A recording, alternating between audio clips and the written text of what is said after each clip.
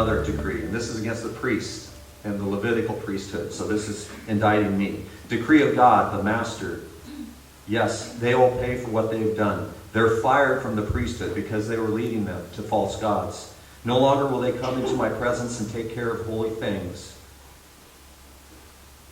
So when we, again, wander, and the leadership wanders, each of us being called to that, we're no longer going to be able to take care of the holy things like love and truth and goodness and virtue and meaning and purpose in our lives. But we are called from wander to wonder, called to fellowship. And how do we do that? Just in one word, in the gospel. Watch. Watch your days. Watch how God's coming to you. Watch how he wants to reveal himself to you in the scriptures. Again, dig into the scriptures. Dig and dig. That should be the most well-worn book in your house. Go to the first source. Don't go to somebody who's talking about it. Go to the one, God, who's speaking directly to you through that. And dig in to those scriptures to be led to the God of wonder. Now, New Testament in Matthew chapter 18. What do you think? And this is the parable of the lost sheep. If a man owns 100 sheep and one of them wanders away, will he not leave the 99 in the hills and go to look for the one that has wandered off? Do we have any wanderers here? Anybody wanders? Do you wander through the internet to maybe places you're not supposed to be going? Do you wander through, flip through the TV channels? Do you wander through maps? Do we wander through just our days, not really having direction?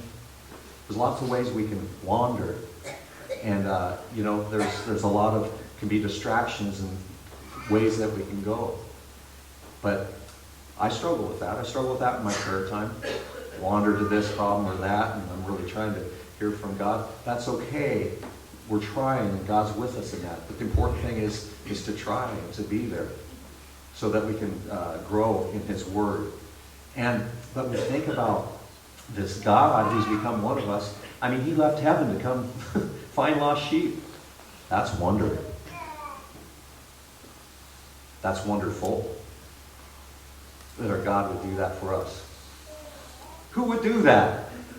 Who in their right mind would do that, to leave heaven, to come get crucified on earth? That's full of wonder for our God and his humility for us. Another place of wonder to experience in the New Testament. This has to do with the story of John the Baptist's mother and father, Zechariah and Elizabeth. And Zechariah is working in the temple, fulfilling his priestly duties. He's in the temple, and the angel comes to him and says, your sterile wife is going to conceive and bear a son. And he goes, no, I can't really accept this. So he was struck dumb. So this is where we pick this up. The baby's born. It's time to name the child, which is real important. Asking for a tablet, Zechariah wrote, his name is to be John. That took everyone by surprise. Surprise followed surprise. Zechariah's mouth was now open, his tongue loose, and he was talking, praising God. Surprise upon surprise that he was now able to speak. That's the wonder of God. That's the wonder of God coming into our lives and making the deaf to speak. And then further, a deep reverential fear settled over the neighborhood, and all that Judean hill country, people talked about nothing else. Because when you experience that, what else can you talk about that's going to even come close to it? It's all going to pale about the wonder of God coming into our lives and feeding us and healing us, sheep, and making us to speak where we've never spoke before. Everyone who heard about it took it to heart, wondering, what will become of this child? Clearly, God has his hand in this. What will become of you? What will become of St. Joseph the worker as we build a new church? And God has his hand on this. What will become of that? The surprise and the wonder that God has for us. We will stop wandering and just, playing with pixie sticks, and we will come in to what God has for us. He has his hand in this. And what will he do? The wonder that he wants to lead us to. So here's your homework. Dig in. Stop wandering without the scriptures and without the word. and come in to the Word and to dig and to enter into the beauty that God has there for you. That you can offer hope, that you might be enlightened so that you can enlighten others. Remember, perpetual enlightenment. This is the Christian life. Now and for always.